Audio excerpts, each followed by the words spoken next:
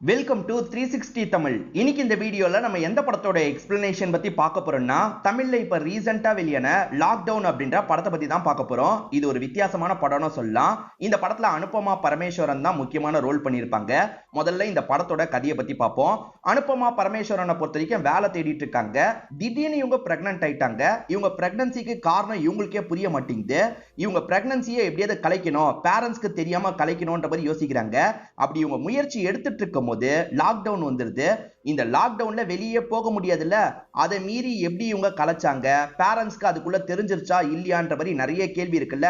அது எல்லாத்துக்கும் இந்த படத்துல உங்களுக்கு பதில் கிடைக்கும். பார்க்கணும்னு நினைக்கிறவங்க ஃபுல் படத்தை பாருங்க. இல்ல கதை தெரிஞ்சுக்கிட்டா போதும்னு நினைக்கிறவங்க மேற்கொண்டு இந்த வீடியோவை கண்டினியூ பண்ணுங்க. எக்ஸ்பிளனேஷனுக்குள்ள போறதுக்கு முன்னாடி வீடியோக்கு ஒரு லைக் போடுங்க. இந்த எக்ஸ்பிளனேஷன் பிடிச்சிருந்ததுன்னா ஐப்ன்ற ஆப்ஷனை கிளிக் பண்ணி சப்போர்ட் பண்ணுங்க. மேற்கொண்டு பேசி டைம் வேஸ்ட் பண்ணாம நம்ம நேரடியா எக்ஸ்பிளனேஷனுக்குள்ள போயிடலாம். படத்தோட ஸ்டார்டிங் சீனே ஹீரோயினும் அவங்களோட ஃப்ரெண்டும் வந்து இறங்குறாங்க. நம்ம ஹீரோயினோட பேரு அனிதா அப்படின்றது. ஃப்ரெண்ட் இருக்காங்கல்ல, நீ கவலைப்படாத அனிதா, வீட்டுக்கு போன்னு சொல்லிட்டாங்க. எனக்கு ரொம்ப பயமா இருக்குடி, நான் ஒன்னதான் நம்புறேன்ற மாதிரி அனிதா சொல்லிட்டாங்க. கவலைப்படாத, சீக்கிரமே இந்த ப்ராப்ளத்தை நம்ம சால்வ் பண்ணிடலாம் அப்படின்ற மாதிரி இந்த ஃப்ரெண்டு சொல்றாங்க. அனிதா என்ன ப்ராப்ளத்துல இருக்காங்கன்றது கிளியரா நமக்கு தெரிய மாட்டேங்குது. இப்ப சோகமா அனிதாவும் இங்க இருந்து கிளம்ப ஆரம்பிக்கிறாங்க. அப்படியே கட் பண்ணி 2020 நியூ இயர்ல இந்த கதை ஆரம்பிக்கிற மாதிரி காட்டுறாங்க. அனிதா காலையில சமயம் குளிச்சு ரெடி ஆயிட்டு இருக்காங்க. அப்ப ஜவுரி முடியெல்லாம் வாங்குறவர் வராரு. அதாவது வேஸ்ட் முடியை தானே ஜவுரியா மாத்துவாங்க. வேஸ்ட் முடி இருந்தா, சிக்கலான முடி இருந்தா கொண்டு வாங்கன்ற மாதிரி திரும்ப திரும்ப சொல்லிட்டு இருக்காரு. இவங்களை பாக்குறதுக்காகவே இங்க நிப்பாரு போல. இவங்களை பார்த்து சிக்கு முடின்னு சொல்றாருல, இவங்க லைட்டா முறைச்சு பாக்குறாங்க. இப்ப வேற ஒரு ரெண்டு பசங்க பாக்குறாங்க. அதுல ஒருத்தரோட பேரு ராஜு அப்படின்றது. இந்த ராஜு ஒன் சைடா இவங்களை லவ் பண்ணிட்டு இருக்காரு. என் ஆளு செம்மையா இருக்காரு அப்படின்ற மாதிரி ஃப்ரெண்டு கிட்ட எல்லாம் சொல்லிட்டு இருக்காரு. ரொம்ப நாளாவே இவங்க பின்னாடி சுத்திட்டு இருக்காரு அப்படின்ற மாதிரி நமக்கு காட்டுறாங்க. இப்ப அனிதாவோட ஃபேமிலியை காட்டுறாங்க. அப்பா அம்மா, ஒரு தங்கச்சி, இதை தாண்டி ஒரு பாட்டி இருக்காங்கன்னு தெரிய வருது. 2020 ஆரம்பிச்சிருக்குல்ல, எல்லாருமே ஜோஷியெல்லாம் சொல்லிட்டு இருக்காங்க. 2020 சூப்பரா இருக்கும்ன்ற மாதிரிலாம் சொல்றாங்க. ஆனா இந்த வருஷம் தான் கொரோனா போட்டு எல்லாரையும் சாவடிச்சது. இப்ப அப்படியே கட் பண்ணி நமக்கு ராஜுவை காட்டுறாங்க. இவரை பொறுத்த வரைக்கும் ரெப்பு வேலை பார்த்துட்டு இருக்காரு போல. இவர் டாக்டர் கிட்ட நிறைய ப்ராமிஸ் பண்ணிருப்பாரு. ட்ரிப்புக்கான டிக்கெட்லாம் கிடைக்கும் அப்படி இப்படின்னு சொல்லியிருப்பாரு. அது எதுவுமே கிடைக்க மாட்டேங்குது இல்ல. அதனால இந்த டாக்டர் கொஞ்சம் அப்செட் ஆயிடுறாரு. இதுக்கப்புறம் கமிஷன் அதிகமா தான்ப்பா வாங்குவேன்ற மாதிரிலாம் சொல்லிடுறாரு. அப்படியே கட் பண்ணி இவங்களை காட்டுறாங்க. நம்ம அனிதா ஒரு வேலையில இன்டர்வியூ அட்டென்ட் பண்றதுக்காக தான் வந்திருக்காங்க. அனிதாக்கு இங்கிலீஷ்ல கொஞ்சம் தடுமாற்றம் இருக்கு. கேட்கிற கேள்விக்கெல்லாம் கொஞ்சம் நிறுத்தி நிதானமா பதில் சொல்லிட்டு இருக்காங்க. அதனால இந்த வேலை இவங்களுக்கு கிடைக்காம போயிருது போல. காலேஜ் முடிச்சு 2 வருஷம் ஆயிருச்சு. இவங்க 2 வருஷமா வேலை தேடி அலைஞ்சிட்டு இருக்காங்க. சில இடத்துல வேலை கூட கிடைக்குது, ஆனா நைட் ஷிஃப்ட் வேலை கிடைக்குது. அப்பா இருக்கார்ல, நைட் ஷிஃப்ட் வேலை எல்லாம் பார்க்க கூடாது அப்படின்ற மாதிரி சொல்லிடுறாரு. இதை தாண்டி இவங்க வெளியே அலையும் போது பசங்க தொல்லை வேற தாங்கல. அழகா வேற இருக்காங்கல்ல, பசங்க எல்லாருமே லவ் பண்றேன் டிஸ்டர்ப் பண்ணிக்கிட்டே இருக்காங்க. இவங்க அதெல்லாம் கண்டுக்கவே மாட்டாங்க. எப்படியாவது வேலை வாங்கிடணும் அப்படின்ற மாதிரி இவங்களுமே மும்மரமா ட்ரை பண்ணிட்டு இருக்காங்க. அனிதாவோட அப்பா வெல்டிங் வேலை தான் பாக்குறாரு. இப்ப வேற ஒருத்தர் கூட சேர்ந்து அப்பா வேலை பார்த்துட்டு இருக்கும் போது அந்த நபரை பாக்குறதுக்கு காலேஜ் படிக்கிற பொண்ணு வந்துடுறாங்க. அந்த பொண்ணோட காலேஜ் ஃபீஸா அப்பா கட்டாம இருக்காரு போல. எப்பதான்ப்பா கட்டுவீங்கன்னு கேக்குறாங்க. நாளைக்கு கட்டிடுறேன்னு சொல்றாரு. நாளைக்கு எக்ஸாம் இருக்குப்பா, இன்னைக்கே ஆல் டிக்கெட் வாங்கணும். இப்ப கட்ட முடியுமா, கட்ட முடியாதா? பேசாம இதுக்கப்புறம் படிப்பை விட்டுட்டு நான் வேலைக்கு போறேன்ற மாதிரிலாம் புலம்பிக்கிட்டே கிளம்ப பாக்குறாங்க. அப்ப ஓனர் இந்த விஷயத்தை கவனிச்சிடுறாரு. என்ன பிரச்சனைன்னு விசாரிக்கும் போது இவரும் விஷயத்தை சொல்றாரு. இப்ப ஓனர் அந்த பொண்ணை கூப்பிட்டு ஃபீஸ் எவ்வளவோ அதை கேட்டு காசை தந்துடுறாரு. நீ முதல்ல ஆல் டிக்கெட்டை போய் வாங்குமா அப்படின்ற மாதிரி அனுப்பி வச்சிடுறாரு. முதலாளி இந்த மாதிரி ஹெல்ப் பண்ணதுனால இவரும் நன்றி எல்லாம் சொல்லிட்டு இருக்காரு. முதலாளி ரொம்ப நல்ல டைப் அப்படின்றது நமக்கு தெரிய வருது. இப்ப வேலைக்காரங்க கூட சேர்ந்த மாதிரி சரக்கெல்லாம் அடிச்சிட்டு இருக்காரு. இந்த முதலாளிக்கு ஒரு பொண்ணு இருப்பாங்க. ஒன்னெல்லாம் பெருசா படிக்க வைக்க முடியாதுன்னு ஊர்க்காரங்க சொல்லியிருப்பாங்க. நான் என் பொண்ணை டாக்டர் ஆக்கி காட்டுறேன்ற மாதிரி இவருமே நிறைய காசு செலவு பண்ணி பொண்ணை டாக்டர் ஆக்கி இருப்பாரு. நீங்க உண்மையிலே கிரேட் முதலாளி அப்படின்ற மாதிரி அனிதாவோட அப்பாவும் சொல்லிட்டு இருக்காரு. என் பொண்ணை டாக்டரா மாத்திட்டேன், இதுக்கப்புறம் நினைச்ச மாதிரி கல்யாணம் பண்ணி வைக்கணும் அப்படின்ற மாதிரிலாம் இவருமே சந்தோஷமா பேசிட்டு இருக்காரு. இப்ப அனிதாவோட அம்மா இவங்களுக்கு சிக்கெல்லாம் எடுத்து விட்டுட்டு இருக்காங்க. அப்ப அந்த முடி கலெக்ட் பண்றவர் வந்துடுறாரு. சிக்கு முடி இருந்தா தாங்கன்ற மாதிரி திரும்ப திரும்ப சொல்றாரு. இவன் எப்பவுமே என்ன பார்த்தே சொல்றாமா அப்படின்ற மாதிரி கடுப்பான அனிதா இருக்காங்கல்ல, கீழே இவர்கிட்ட சண்டை போடுறதுக்காக வந்துடுறாங்க. அதுக்கு அந்த நபர் என்ன சொல்றாருன்னா, இந்த ஏரியால உங்க முடி அளவுக்கு யாரோட முடியும் அடர்த்தியா இருந்து நான் பார்க்கலங்க. ஏதாவது உங்க முடி கிடைக்குமான்றதுக்காக தான் திரும்ப திரும்ப வரேன். முடிய சூப்பரா மெயின்டைன் பண்றீங்க, என்ன யூஸ் பண்றீங்கன்ற மாதிரிலாம் ஜாலியா பேசிட்டு இருக்காரு. இவங்களுமே சீயக்கா தான் யூஸ் பண்றேன்ற மாதிரிலாம் இங்க இருந்து கிளம்பிடுறாங்க.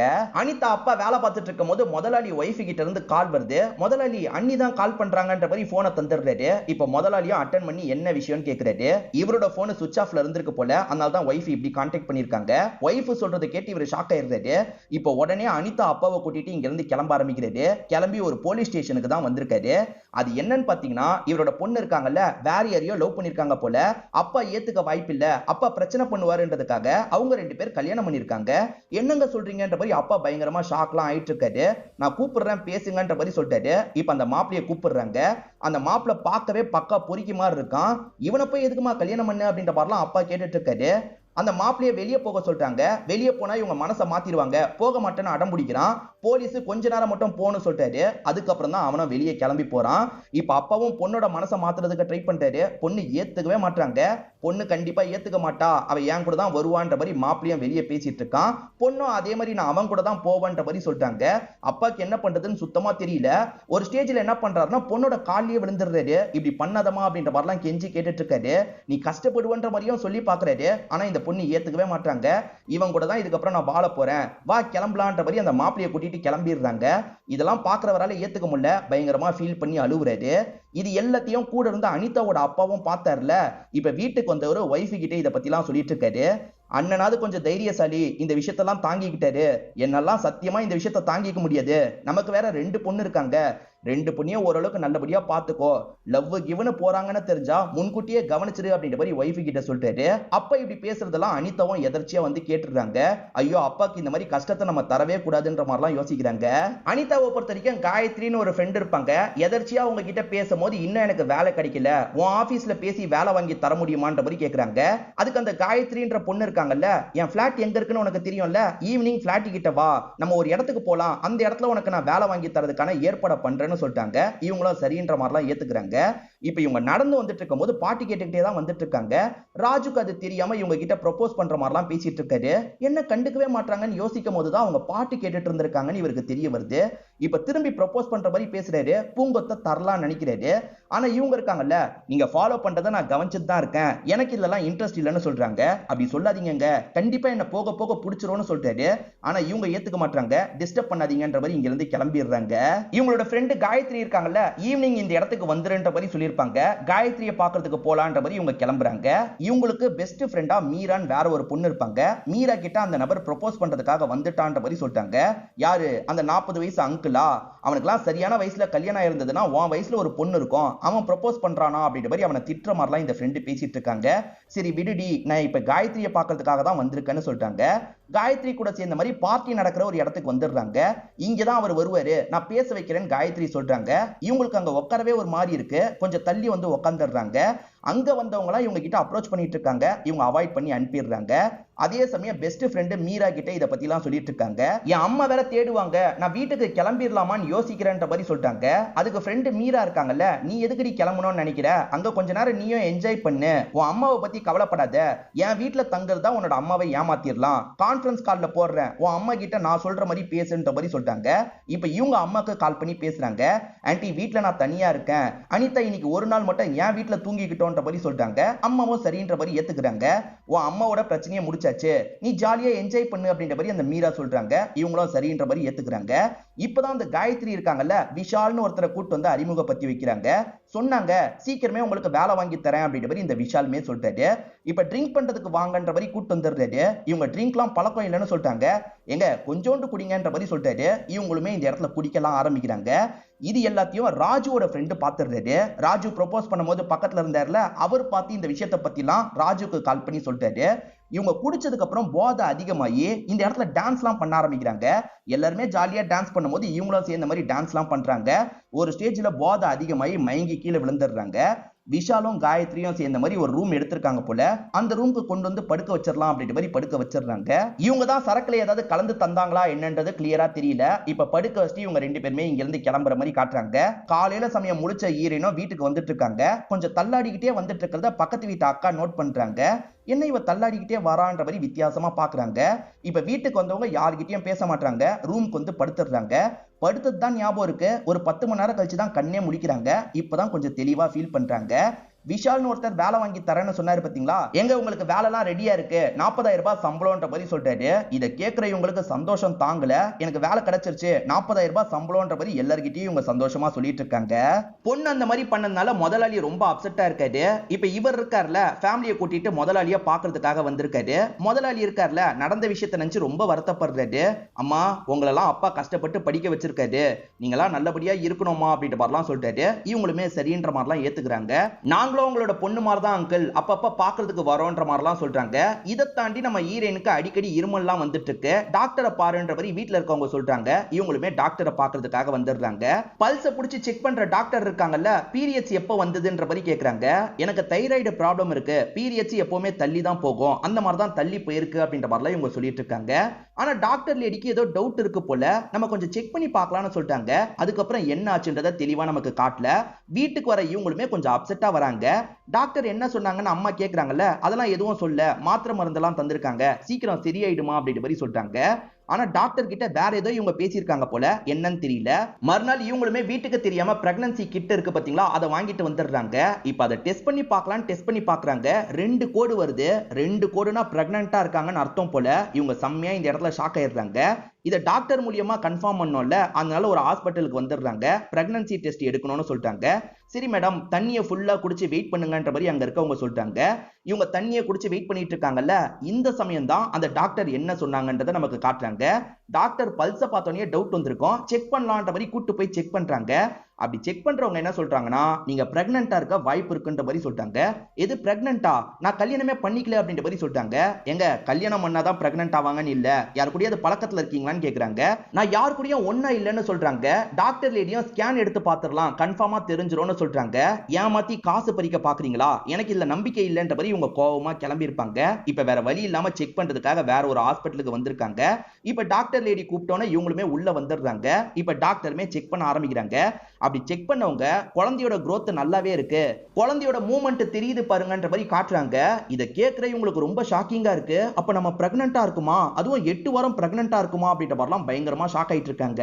இவங்க கடைசியா ஒரு பார்ட்டிக்கு போனாங்க பாத்தீங்களா, அந்த பார்ட்டில தான் நைட் யாரோ நம்ம கிட்ட எல்லை மீறி நடந்திருக்காங்க அப்படின்றது இவங்களுக்கு புரிய ஆரம்பிக்குது. இவங்கள பொறுத்த வரைக்கும் மீரான்னு ஒரு பெஸ்ட் ஃப்ரெண்ட் இருக்காங்கல்ல, அந்த மீரா கிட்ட இவங்க சொல்றாங்க. மீரா என்ன சொல்றாங்கன்னா, போலீஸ் ஸ்டேஷன்ல போய் கம்ப்ளைண்ட் கொடுக்கலான்ற மாதிரி சொல்றாங்க.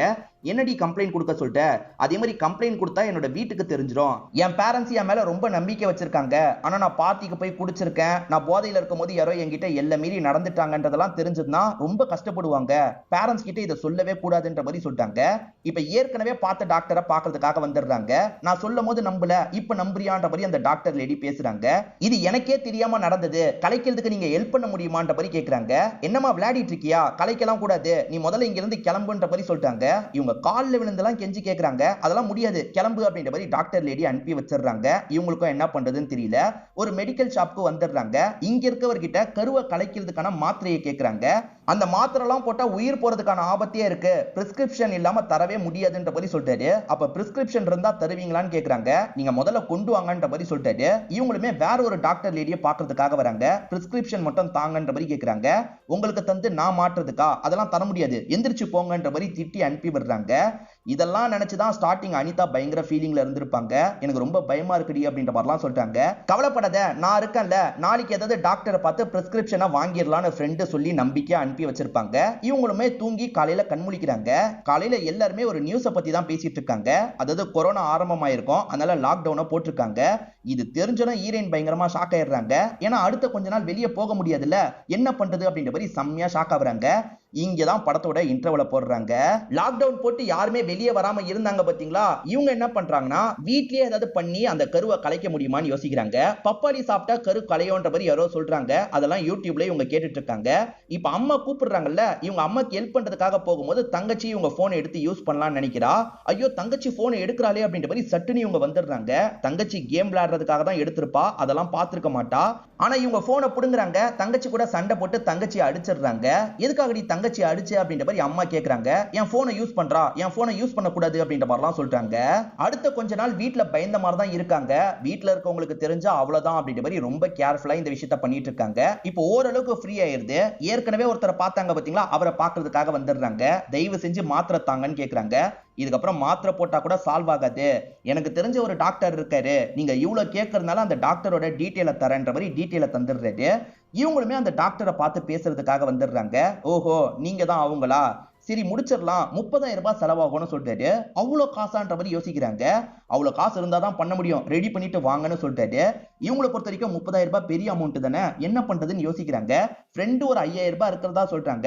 இவங்க மத்த ஃப்ரெண்ட்ஸ் கிட்ட காசெல்லாம் கேட்டுட்டு இருக்காங்க. இந்த விஷயத்த பாட்டி கவனிச்சிடுறாங்க. எதுக்காக எல்லார்கிட்டயும் காசு கேட்டுட்டு இருக்கேன்னு கேக்குறாங்க. என் ஃப்ரெண்டோட அப்பாக்கு கொரோனா வந்துருச்சு, செலவுக்காக தான் காசு கேட்கறன்ற மாதிரி சொல்றாங்க. இப்ப பாட்டி இருக்காங்கல்ல, 10,000 ரூபாய் எடுத்து இந்த காசை வேணா வச்சுக்கோ அப்படின்ற மாதிரி தந்துடுறாங்க. இப்ப எப்படியோ கஷ்டப்பட்டு 20,000 ரூபாய் சேர்த்துடுறாங்க. 20,000 ரூபாய் தந்து அந்த டாக்டர் கிட்ட பேசி பார்க்கலாம்னு யோசிக்கிறாங்க. இப்ப டாக்டரை பாக்குறதுக்காக வந்துடுறாங்க. என்ன 20,000 ரூபாய் கொண்டு வந்திருக்கீங்க, இன்னும் 10,000 ரூபாய் இருந்தாதான் பண்ணுவேன்ற மாதிரி சொல்லிட்டாரு. சரி காசை திரும்பி வாங்கலான்னு பாக்குறாங்க.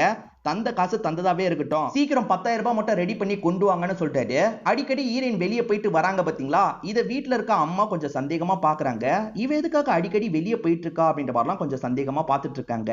இவங்களுக்கு யார்கிட்ட 10,000 ரூபாய் கேட்கறதுன்னு தெரிய மாட்டேங்குது. விஷால்னு ஒருத்தர் வேலை வாங்கி தரதா சொன்னாரு பாத்தீங்களா, கொரோனானால அது கேன்சல் ஆயிருக்கும். இப்ப அவர்கிட்ட ஹெல்ப் கேட்கலான்ற மாதிரி விஷால் கிட்ட கால் பண்ணி ஹெல்ப் கேட்கறாங்க.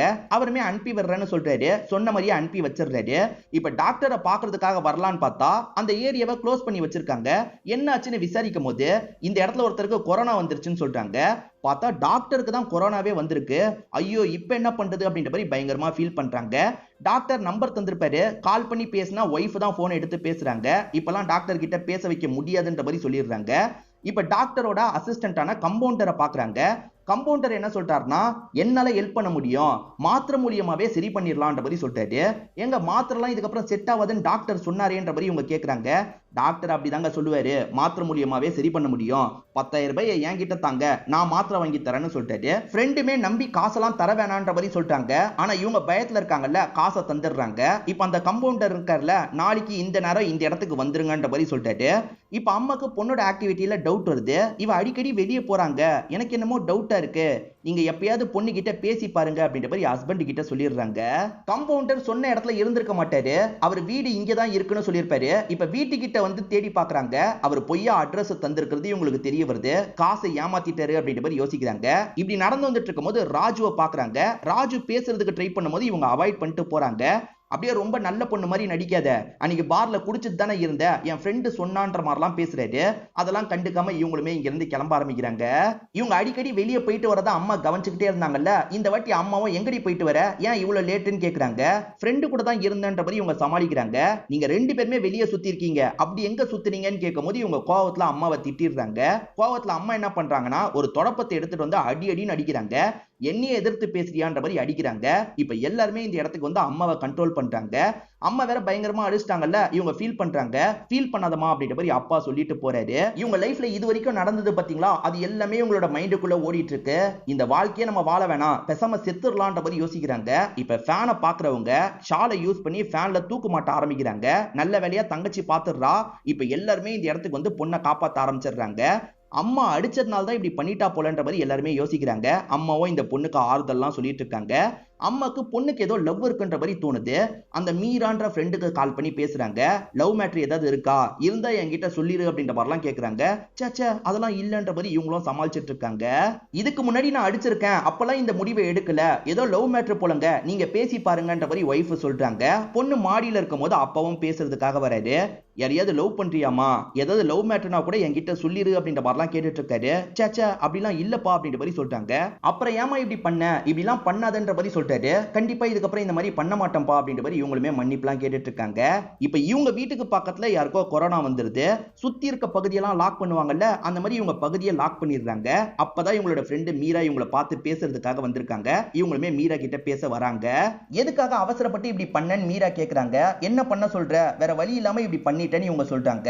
நீ இப்படி பண்ணாலும் போஸ்ட்மார்ட்டம் பண்ணி நீ பிரெக்னன்ட்டா இருக்கிறது தெரிஞ்சா உன் பேரண்ட்ஸை பத்தி எல்லாருமே மோசமா பேச மாட்டாங்களா, இதுக்கப்புறம் இப்படி பண்ணாத, அந்த டாக்டர் சீக்கிரமா தேறி வந்துருவாரு, நம்ம ஆபரேட் பண்ணிடலான்ற மாதிரி சொல்லிட்டாங்க. சரின்ற மாதிரி இவங்களும் ஏத்துக்கிறாங்க. வயிறு வெளியே தெரிஞ்சுட்டா வேற பிரச்சனை இல்ல, அதை எப்படியாவது அமுக்கி அமுக்கி வைக்கணும்ன்ற மாதிரி சில ஏற்பாடுலாம் இவங்க பண்ணிட்டு இருக்காங்க. ரொம்ப கஷ்டப்பட்டு இருக்க மாதிரி நமக்கு காட்டுறாங்க. சரி ஃப்ரெண்டு நம்பிக்கையா பேசியிருக்கால, நம்மளும் நம்பிக்கையா இருப்போம்னு யோசிக்கிறாங்க. அப்பன்னு பார்த்து ஃப்ரெண்டு கிட்ட இருந்து கால் வருது. நான் சொல்ற விஷயத்தை கேட்டு நீ ஃபீல் பண்ணக்கூடாது, அந்த டாக்டர் தேறி வரல, ஹாஸ்பிட்டல்லயே அவர் கொரோனாவால இறந்து போயிட்டாராம் அப்படின்ற மாதிரி சொல்லிட்டாங்க. இது இறந்து போயிட்டாரா, அவர் வந்து ஆபரேஷன் பண்ணுவார்னு பார்த்தா அதுவும் நடக்காதான்ற மாதிரி ஃபீல் பண்றாங்க. இப்ப அப்பாக்கு போன் கால் வருது. பேச ஆரம்பிக்கிற அப்பா இருக்காரு பாத்தீங்களா, ஏதோ ஒரு விஷயத்தை தெரிஞ்சுக்கிட்டு பயங்கரமா ஃபீல் பண்ணி அழ ஆரம்பிக்கிறாரு. இப்ப குடும்பத்தை சேர்ந்த எல்லாருமே என்ன ஆச்சுன்னு கேக்குறாங்க. ஆக்சுவலா இவரோட ஓனர் இருக்காருல, கொரோனா டைம்ல சொந்த ஊருக்கு போயிருப்பாரு. சொந்த ஊர்ல எல்லாருமே பொண்ணு ஓடி போனதை பத்தியே பேசியிருப்பாங்க. மன உளைச்சலுக்கு ஆளாக்கி ஹஸ்பண்டும் ஒய்ஃபும் தூக்கு மாட்டி இறந்து போயிருக்காங்க. அவர் பாவம்ன்ற மாதிரிலாம் இவர் ஃபீல் பண்ணிட்டு இருக்காரு. இது எல்லாத்தையும் பாக்குற இவங்களுக்கு பயமா இருக்கு. நம்ம விஷயம் மட்டும் வெளியே தெரிஞ்சா அப்பா என்ன முடிவு எடுப்பாருன்னு தெரியலையே, அதுக்குள்ள எப்படியாவது இந்த விஷயத்தை மறைச்சிடணும்ன்ற மாதிரிலாம் யோசிக்கிறாங்க. இப்ப சட்டுன்னு வாந்தி வந்துருது. இவங்களுமே ரெஸ்ட் ரூம்க்கு வந்து கொலையை திறந்து வச்சிடுறாங்க. அதுக்கப்புறம் வாந்தி எல்லாம் எடுத்துட்டு இருக்காங்க. கஷ்டப்பட்டு இவங்க சமாளிச்சிட்டு இருக்காங்க. நம்ம மாட்டிக்கிட்டா என்ன பண்றது, இதெல்லாம் வெளியே தெரிஞ்சுட்டா என்ன பண்றது, பேரண்ட்ஸ் கிட்டயும் சொல்லாம இந்த விஷயத்த பண்ணணும் அப்படின்ற மாதிரிலாம் யோசிச்சுட்டு இருக்காங்க. இப்ப இவங்க ஏரியால இருக்க போர்டெல்லாம் எடுத்துடுறாங்க. அது மூலியமா இவங்களும் ஃப்ரெண்டும் சேர்ந்த மாதிரி திரும்பி அவரையே பாக்குறதுக்காக வராங்க. அதாவது ஒரு மெடிக்கல் ஷாப் காரரையே பாக்குறதுக்காக வராங்க. நீங்க இன்னும் கருவை கலைக்காம இருக்கீங்களான்ற மாதிரி கேக்குறாரு. நாங்க நீங்க சொல்லி அந்த டாக்டரை பாக்குறதுக்காக போனோம், அவருக்கு கொரோனா வந்துருச்சு, இந்த மாதிரிலாம் ஆயிருச்சுன்ற மாதிரி இவங்க புரிய வச்சிட்டு இருக்காங்க. இப்ப ஏறக்குறைய 5 மாசத்துக்கிட்ட ஆயிருச்சு. 3 மாசத்துக்கு மேலனாலே கை வைக்கிறதுக்கு பயப்படுவாங்க. நான் வேற ஒரு டாக்டரோட டீடைல் எல்லாம் தரேன், நீங்க 3 மாசமே சொல்லுங்க, அப்பதான் ஆபரேட் பண்றதுக்கான வாய்ப்பு இருக்குன்ற மாதிரி சொல்லிட்டாரு. நான் ஒரு ஏஜென்ட் நம்பர் சொல்றேன், அவர் மூலியமா டாக்டரை பாத்துக்கோங்கன்னு சொல்லிட்டாரு. அந்த ஏஜென்ட்டை பாக்குறதுக்காக 2 பேருமே வராங்க. அந்த இடத்துல ராஜு தான் நின்னுட்டு இருக்கான். இவனான்ற மாதிரி 2 பேருமே பயப்படுறாங்க. ராஜுக்கு மீராவை தெரியாதுல்ல, அதனால மீரா மட்டும் பேசுறதுக்காக வராங்க. மீராவை பொறுத்த வரைக்கும் இவங்களுக்கு தான் ப்ராப்ளம்ன்ற மாதிரிலாம் சொல்லிடுறாங்க. இவரை பொறுத்த வரைக்கும் 75,000 ரூபாய் ஆகும்னு சொல்லிட்டாரு. கொஞ்சம் கம்மி பண்ணுங்கன்னு 50,000 ரூபாய்னு சொல்லிட்டாரு. இவங்களுக்கு 50,000 ரூபாயே பெரிய அமௌண்ட் தான். சரி மேனேஜ் பண்றேன் அப்படின்ற மாதிரி இவங்களுமே ஏத்துக்கிறாங்க. என்னடி இவன் 50,000 ரூபாய் கேட்கறான், இப்ப 50,000 ரூபாய்க்கு என்ன பண்றதுன்னு இவங்க கேக்குறாங்க. எப்படியாவது பண்ணி தான் ஆகணும்ன்ற மாதிரி அனிதா சொல்றாங்க. அனிதா ஏற்கனவே 30,000 ரூபாய் பெறறதுக்கே கஷ்டப்பட்டு இருப்பாங்க. இப்ப 50,000 ரூபாய் பெறறதுக்கு என்ன பண்றதுன்னே தெரிய மாட்டேங்குது. இவங்களுக்கு தெரிஞ்ச எல்லா ஃப்ரெண்ட்ஸ் கிட்டயும் காசு வேணும் காசு வேணும்னு கேக்குறாங்க. ஒரு ஃப்ரெண்ட் தரன்ற மாதிரிலாம் சொல்றாங்க. திரும்பி கால் பண்ணும்போது போன் எடுக்க மாட்டாங்க. இவங்களுக்கு என்ன பண்றதுன்னு தெரிய மாட்டேங்குது. இப்ப அம்மா வீட்ல இல்லன்றது இவங்களுக்கு தெரிய வருது. அம்மா வீட்ல இல்லல்ல, அம்மாவோட நகையை எடுத்தா என்னன்ற மாதிரி யோசிக்கிறாங்க. இப்ப சைலண்டா பீரோவை ஓபன் பண்ணி அம்மாவோட வளையல் எல்லாத்தையும் எடுக்கிறாங்க. ஆக்சுவலா இந்த டைம்ல வீட்டுக்கு வந்தே நகையை வாங்குறவங்க எல்லாம் இருந்தாங்க பாத்தீங்களா, அந்த மாதிரி ஒரு ஏஜென்ட்டுக்கு இவங்க கால் பண்றாங்க. அவருமே இங்க வெயிட் பண்றேன் வாங்கன்னு சொல்லிட்டாரு. இவங்களுமே இதை விற்கணும் அப்படின்ற மாதிரி சொல்லிட்டாங்க. சரி காசு தந்துடுறேன், அதே மாதிரி நீங்க இதை கையில வச்சிருக்க மாதிரி ஒரு போட்டோ எடுக்கணும், ப்ரூஃபுக்காக எடுக்கணும், நீங்க கையில வச்ச மாதிரி போஸ்ட் கொடுங்கன்னு சொல்லிட்டாரு. இவங்களுமே கையில வச்ச மாதிரி போஸ்ட் கொடுக்குறாங்க. இப்படி இவங்க போஸ்ட் கொடுக்கறத பக்கத்து வீட்டுக்காரர் கவனிச்சிடுறாரு. இந்த பொண்ணோட வீட்டுல சொல்லணும்ன்ற மாதிரிலாம் யோசிக்க ஆரம்பிச்சிடுறாரு. இப்ப அந்த ராஜு சொன்னது மூலியமா இவங்க ஒரு டாக்டரை பாக்குறதுக்காக வந்துடுறாங்க. அந்த டாக்டருமே முதல்ல 50,000 ரூபாய் இருக்கான்றதை எண்ணி பார்த்துடுறாரு. சரி ஆபரேட் பண்ணிடலாம் வாங்கன்ற மாதிரி கூட்டு போறாரு. வயிறை பாக்குறவரு, ஏங்க 3 மாசம் மாதிரி தெரியலையேங்க, 5 மாசம் இருக்கும் போலியே அப்படின்ற மாதிரி கேக்குறாரு. இல்ல இல்ல 3 மாசம் தான் அப்படின்ற மாதிரி இவங்களுமே போய் சொல்லிட்டாங்க. சரி முதல்ல நம்ம செக் பண்ணி பாத்துறலாம்ன்ற மாதிரி மிஷின் கிட்ட கூட்டு வந்துடுறாரு. இப்ப செக் பண்ணி பார்க்கும்போது 5 மாசம்ன்றத தெளிவா காமிச்சிருது. எங்க 5 மாசங்க, நீங்க 3 மாசம்னு சொன்னீங்க, இதெல்லாம் வேலைக்கு ஆகாது, என்னால பண்ண முடியாதுன்னு சொல்லிட்டாரு. இல்ல இல்ல ப்ளீஸ் பண்ணுங்கன்ற மாதிரிலாம் இவங்க கேக்குறாங்க. இது விளையாட்டு இல்லங்க, நிறைய ரிஸ்க் இருக்கு, என்னால பண்ண முடியாது, காசு எடுத்துட்டு போங்கன்ற மாதிரிலாம் சொல்லிட்டாரு. அப்படி சொன்னவரு இந்த ஏஜென்ட்டான அந்த ராஜு கிட்ட பேச ஆரம்பிக்கிறாரு. ராஜு என்ன சொல்றாருன்னா, எதுக்காகடா பண்ண மாட்டேன்னு சொல்ற, ரிஸ்க் எல்லாம் இல்ல, நீ ஈஸியா பண்ணிருவ, காசு இன்னும் வேணும்னு நினைக்கிறேன்னா அந்த பொண்ணு கிட்ட இன்னும் காசு அதிகமா வேணும்னு கேட்டு வாங்கிக்கோன்ற மாதிரி சொல்லிட்டாரு. அதுவும் சரிதான், நம்ம 1 லட்சம் ரூபாய் கேட்போன்ற மாதிரி இவர் யோசிக்கிறாரு. நான் பண்றேங்க, ஆனா 1 லட்சம் ரூபாய் தாங்கன்னு கேட்கிறாரு. இதுக்கே நாங்க ரொம்ப கஷ்டப்பட்டுட்டோம், ப்ளீஸ் பண்ணுங்கன்ற மாதிரி பேசுறாங்க. அவர் முடியவே முடியாதுன்னு சொல்லிட்டாரு. அப்ப இந்த ஃப்ரெண்ட் இருக்காங்கல்ல, இவரை கொஞ்சம் திட்டுற மாதிரி பேசிடுறாங்க. அது இவரோட காதுல கேட்டுருது. ஏண்டி இவ்வளவு கேவலமான வேலையை பண்ணிட்டு என்ன திட்டுறீங்களா அப்படின்ற மாதிரி கொஞ்சம் திட்டுற மாதிரி பேச ஆரம்பிச்சிடுறாரு. இதனால அந்த ஃப்ரெண்டு மீராக்கும் இந்த டாக்டருக்கும் முட்டிக்க ஆரம்பிக்குது. அப்பன்னு பார்த்து நம்ம ஹீரோயினுக்கு வீட்ல இருந்து கால் வருது. வீட்ல இருக்க நகையை விற்கிற அளவுக்கு உனக்கு என்னமா எமர்ஜென்சின்ற மாதிரி கேக்குறாரு. ஐயோ நம்ம நகையை வித்ததை கண்டுபிடிச்சிட்டாங்களே, என்ன சொல்றதுன்னு தெரியாம இவங்க சட்டுன்னு காலை கட் பண்ணிடுறாங்க. என்ன இவ காலை கட் பண்ணிட்டா அப்படின்ற மாதிரி வீட்டை சேர்ந்த எல்லாருமே செம்ம பயத்துல இருக்காங்க. மீரா சண்டை போட்டுட்டு இருக்கும் போது இவங்களுமே மீராவை இழுத்துட்டு வந்துடுறாங்க. இப்ப வீட்டுல நடந்த பிரச்சனையை பத்தி சொல்லிட்டாங்க. வீட்டுக்கு போய் என்ன சொல்லி சமாளிக்க போறேன்னு எனக்கு தெரியல, நீ என்னன்னா இந்த டாக்டர் கிட்ட சண்டை போட்டுட்டு இருக்க, டாக்டர் கிட்ட நான் பேசிக்கிறேன், நீ அமைதியா இருன்ற மாதிரி இவங்களுமே டாக்டரை பாக்குறதுக்காக வந்துடுறாங்க. அவ தெரியாம பேசிட்டா, தயவு செஞ்சு எனக்காக பண்ணித்தாங்க ப்ளீஸ் அப்படின்ற மாதிரிலாம் கேக்குறாங்க. அதெல்லாம் முடியாதுமா, 1,00,000 ரூபாய் ஆகும்ன்ற மாதிரி சொல்லிட்டாரு. தயவு செஞ்சு பண்ணுங்கன்ற மாதிரி இவங்க கால்ல எல்லாம் விழுந்து அழ ஆரம்பிக்கிறாங்க. அழாதமா அழாதமா அப்படின்ற மாதிரி இவருமே எந்திரிக்க சொல்லிட்டாரு. ஒரு ஸ்டேஜ்ல இவருமே பண்றன்ற மாதிரி சொல்றாரு. அனிதா கால் பண்ணாலும் எடுக்க மாட்டாங்கல்ல, இதை நினைச்சு அம்மா ஃபீலிங்கா உட்காந்துட்டு இருக்காங்க. அப்ப தங்கச்சி இருக்கால, அம்மா அக்கா அடிக்கடி யார்கிட்டயோ கால் பண்ணி காசெல்லாம் சேர்த்துட்டு இருந்தாமா, எதுக்குன்னு தெரியல, உங்ககிட்ட சொல்லவும் பயமா இருந்தது அப்படின்ற மாதிரி சொல்றா. எதுக்கு காசை சேர்த்திருப்பாளா இருக்கும் அப்படின்ற மாதிரி அம்மா யோசிச்சுட்டு இருக்காங்க. இப்ப டாக்டர் ஆபரேஷனை பண்றேன்னு சொல்லிட்டார்ல, இப்ப ஃப்ரெண்டுமே கொஞ்சம் நிம்மதி ஆகுறாங்க. சப்போர்ட்டிவா இருக்கலான்றதுக்காக ஃப்ரெண்டுமே உள்ள வராங்க. தைரியமா இரு, நானும் கூட இருக்கன்ற மாதிரிலாம் சொல்றாங்க. ஆனா டாக்டர் இருக்கார்ல, நீ வெளியே போய் வெயிட் பண்ணு, நான் பாத்துக்கிறேன்ற மாதிரி சொல்றாரு. வேற வழி இல்லாம அந்த ஃப்ரெண்டும் வெளியே போய் வெயிட் பண்றாங்க. இப்ப டாக்டரும் வயித்துல இருக்க கருவை கலைக்கிறதுக்கான விஷயத்தெல்லாம் பண்ணிட்டு இருக்காரு. ஒரு ஸ்டேஜ்ல கரு கலைஞ்சிருது போல, அது எல்லாத்தையும் கிளியர் பண்ற வேலையும் பண்ணிட்டு இருக்காரு. கிளியர் பண்ணவரை அந்த ராஜுக்கு கால் பண்றாரு. ராஜு அனுப்பி வச்சதுக்கு கமிஷன் மாதிரி தரணும் போல, டாக்டருமே உனக்கான கமிஷன் அனுப்பி வச்சிட்டேன்ற மாதிரி சொல்றாரு. அதே மாதிரி இவங்க கிட்டயும் உங்க ஃப்ரெண்ட்ஸ்க்கு இந்த மாதிரி ஹெல்ப் தேவைப்பட்டாலும் கூப்பிடுங்கன்ற மாதிரி சொல்லிடுறாரு. இப்ப ஆபரேஷன்லாம் முடிச்சுட்டு அனிதாவும் மீராவும் சேர்ந்த மாதிரி வீட்டை நோக்கி நடந்து வந்துட்டு இருக்காங்க. சே, அந்த டாக்டர் நல்லவர் தான் போல, தேவையில்லாம திட்டிட்டேன் அப்படின்ற மாதிரிலாம் மீரா சொல்றாங்க. அப்ப அனிதா இந்த இடத்துல உட்காந்து ஒரு ஷாக்கிங்கான விஷயத்த சொல்றாங்க. அது என்னன்னு பாத்தீங்கன்னா, அந்த டாக்டர் 1,00,000 ரூபாய் தான் வேணும்னு கேட்டிருப்பாரு. அப்படி இவங்க கெஞ்சி கெஞ்சி கேட்கும் போது அந்த டாக்டர் என்ன சொல்லியிருப்பாருன்னா, சரிமா என் கூட கொஞ்சம் நீ அட்ஜஸ்ட் பண்ணி நடந்துக்கோ, 1 மணி நேரம் இருந்தேன்னா நான் உனக்கு 50,000 ரூபாயிலேயே பண்றேன்னு சொல்லியிருப்பாரு. இவங்களுக்கு இதை கேட்டோன்னா ஷாக்கிங்கா தான் இருக்கும். ஆனா என்ன பண்றதுன்னு இவங்களுக்கு தெரிய மாட்டேங்குது. ஏன்னா வீட்டுக்கு மட்டும் இந்த விஷயம் தெரிஞ்சதுன்னா அந்த முதலாளி என்ன முடிவு எடுத்தாரோ அதே முடிவை தான் அப்பா கூட எடுக்க வாய்ப்பு இருக்கு. அதனால இந்த விஷயத்தை அட்ஜஸ்ட் பண்ணிக்கலான்ற மாதிரி ஒரு ஸ்டேஜ்ல ஏத்திருப்பாங்க. ஃப்ரெண்டை அதனால தான் வெளியே அனுப்பியிருப்பாரு. ஃப்ரெண்டை வெளியே அனுப்பினவர் இவங்க கிட்ட 1 மணி நேரம் இருந்திருக்காரு. அதுக்கப்புறம் தான் ஆபரேஷனே பண்ணியிருக்காரு. இது எல்லாம் தெரிஞ்சோன்னா இந்த ஃப்ரெண்டு செம்மையா டென்ஷன் ஆயிடுறாங்க. இந்த மாதிரி ஒரு விஷயத்தை அவன் பண்ணியிருக்கானா, அந்த நாயெல்லாம் செருப்பால அடிக்கணும் அப்படின்ற மாதிரி மீரா இருக்காங்கல்ல, கோபமா அவனை அடிக்கிறதுக்காக இங்க இருந்து ஓட ஆரம்பிக்கிறாங்க. இப்ப இந்த அனிதா இருக்காங்கல்ல, சோகமா இங்க இருந்து எந்திரிச்சு நடக்க ஆரம்பிக்கிறாங்க. வீட்டுல ஏதாவது சொல்லி சமாளிக்கலான்ற மாதிரி வீட்டை நோக்கி தான் நடக்க ஆரம்பிக்கிறாங்க. இந்த இடத்துல கடைசியா ஒரு விஷயத்தை போட்டு முடிக்கிறாங்க. அது என்னன்னா, உங்க பேரண்ட்ஸ் அளவுக்கு யாரையும் நம்பாதீங்க. ஏன்னா பேரண்ட்ஸ் அளவுக்கு யாருமே உங்களுக்கு சப்போர்ட்டிவா இருக்க மாட்டாங்க. அதனால பேரண்ட்ஸ் கிட்ட நல்ல விஷயத்தை ஷேர் பண்ற மாதிரி இந்த விஷயத்தையும் ஷேர் பண்ணிருங்க. அதனால எந்த விளைவு வந்தாலும் சரி பேசி சால்வ் ஆயிடுங்க. பேரண்ட்ஸ் கிட்ட முன்னாடியே போறதுதான் நல்லது அப்படின்ற மாதிரி சொல்றாங்க. அப்படி பார்த்தா இந்த ஃப்ரெண்டுமே பயங்கரமா சப்போர்ட் பண்ணதான் செஞ்சிருக்காங்க. ஸ்டார்டிங்ல இருந்து அந்த ஃப்ரெண்டு சப்போர்ட்டிவா இருந்திருக்காங்க. கடைசியில டாக்டர் எல்லை மீறி நடந்திருக்காருன்னு தெரிஞ்சோன்னா அடிக்கிறதுக்காக ஓடுறாங்க. ஒரு ஃப்ரெண்டா அவங்க சைடுல என்ன பண்ண முடியுமோ அதை கரெக்டா தானே பண்ணிருக்காங்க. சோ பேரண்ட்ஸ் அளவுக்கு ஃப்ரெண்டே சப்போர்ட் பண்ணிருக்காங்கன்ற மாதிரி தான் இருக்கு. என்ன மூணாவது மனுஷனை எதுலயும் நம்ப கூடாதுன்ற மாதிரிலாம் இருக்கதான் செய்யுது. இதை தாண்டி உங்ககிட்ட எல்லை மீறி நடந்தது அந்த விஷாலா, இல்ல பார்ட்டிக்கு வந்த வேற யாராதா, இந்த மாதிரி நிறைய கேள்வி இந்த படத்துல அப்படியே தான் இருக்கும். இந்த மாதிரி ஒரு சம்பவம் நடந்துருச்சுன்னா என்ன பண்றது சரின்னு நீங்க நினைக்கிறீங்கன்றத கண்டிப்பா சொல்லுங்க. நானுமே தெரிஞ்சுக்கிறதுக்கு வசதியா இருக்கும். இந்த வீடியோ உங்களுக்கு பிடிச்சிருந்ததுன்னா லைக் பண்ணுங்க, கமெண்ட் பண்ணுங்க, மறக்காம 360 தமிழ் சேனலை சப்ஸ்கிரைப் பண்ணுங்க. தொடர்ச்சியா இந்த மாதிரி வீடியோக்கள் வந்துகிட்டே தான் இருக்கும்.